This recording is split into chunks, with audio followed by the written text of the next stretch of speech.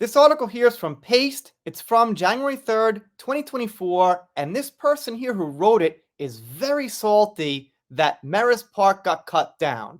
But before I get into it, gotta give a special thanks. Thank you so much to Maria, last name censored for privacy purposes, with a very, very nice donation. It's appreciated. And if you want to donate to the channel, I'm going to talk about it at the end of the video. But now, let's get into the content. But thank you, Maria, very generous. Okay, first I gotta say, this article here is really long. This person is super salty, whining about how Mera is reduced to a role that serves no purpose. She's just a factory for pumping out a baby for Aquaman and all that kind of thing. So obviously, we're not going to read this word for word. But rest assured, there's a lot of repetition, and this could have been written in about 1/4 of what she's got here. So it starts off by saying that one of the big charms for Aquaman 1 was the relationship between Arthur, Aquaman, and Mera especially. I gotta say, if that's what you want to see in a movie, go watch some romantic comedy. Go read Danielle Steele or something. You're not really watching Aquaman for some special relationship between Mera and Aquaman. It's a superhero movie. Get over it. That's my personal opinion. There's other stuff out there for fans of relationships in movies. And they go on about this relationship, how great it was, the serious nature, Mera's connection to Atlantean culture and customs, and the future they're going to have together, and all that stuff. It was a globe-trotting journey, she puts it. Yes, as you've guessed, this is pretty much comedy, try not to laugh. And she continues to say that this was the perfect setup for a sequel that would have even more of their relationship. Not another superhero movie with the original idea. I mean, I gotta say, I haven't seen Aquaman 2, but Orm and Aquaman teaming up against Black Manta is more original than a continuation of a relationship that doesn't really matter so much. But then, summer of 2022 happened, and everything changed. Oh no, what happened? This person goes on to mention, of course, the trial happened, and that Daily Wire-funded depth propaganda spread across Facebook, Instagram, TikTok. She leaves out YouTube, but probably she thinks that too. So who here thinks that the Daily Wire was responsible for what you guys, me, Tug, Andy, Come Geek Some, Nerdette's Newsstand, Darth News, The Real Orby on Twitter, and everyone else was saying about Johnny and his innocence? I'd say the Daily Wire had about 1 or 2% to do with it. They made videos. They have some influence. But probably 98% of the Johnny fans had nothing to do with them or didn't hear about it through them. And I guess maybe about 30% of people who watch my channel or something like that watch the Daily Wire and Ben Shapiro. It really has almost nothing to do with it. So as you can see, this person here is bringing politics into it. Obviously, she goes on to hint and say the trial hurt Mera's chance to flourish in Aquaman 2, and that it was visually disappointing and disjointed, and that it was as well. And that it reeks of one thing, that Mera's role was cut down. Well, that's the only good smell from it. And as you can see, she's got walls of texts about this, going on in circles about how it was so bad Mera got cut out. It's such a sad article. I have a little tear in my eye. She says Aquaman announces he's a father in the beginning, but the issue with that is Amber's absent from most of the film. She's somehow always off screen. And Arthur, Aquaman, which the movie is titled after, is the main thing. Wow, that's stupid. Aquaman being the main thing in a movie and franchise called Aquaman. These types of people who write these articles, well, they're pretty smart. Geniuses. Geniuses. She claims erasing Mera crippled the pace of Aquaman. Oh no. And it goes on.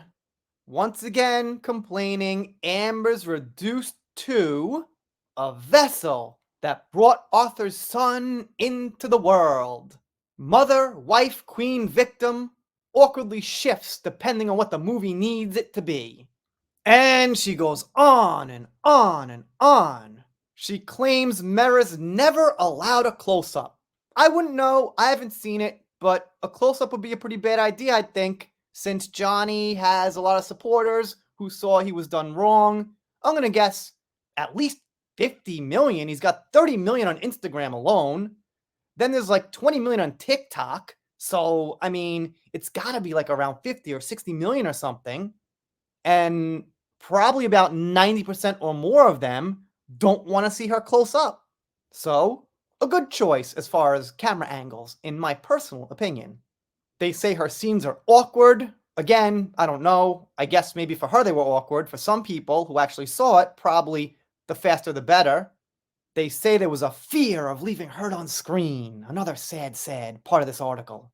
And it goes on and on. This is a new page. This is not a copy and paste of the last page. This is more complaining. They complain again. Aquaman's family is regulated to the background. Why shouldn't it be? Walter Hamada and James Wan said over and over and over it's a buddy movie about him and Orm fighting Black Manta. So, what's wrong with that? I mean, I admit it might have been a little awkward in a way if she was just like cut out and forgotten. For some people, it could have been done smoothly where she wouldn't have mattered anyway if they had the proper time. It's only awkward because she was already in it so much. You could have easily transitioned into part 2 without her whatsoever. No one knew who Mera was before the Aquaman movie. Yeah, die-hard comic book fans. She was pretty much unknown. And it goes on and on. Here's another page. But honestly, there's not a big need to read it. It's more of the same. She's saying what Mera does, talking about Mera's anger. I don't know. It's repetitive. And believe it or not, she's got 3 more pages of this shit.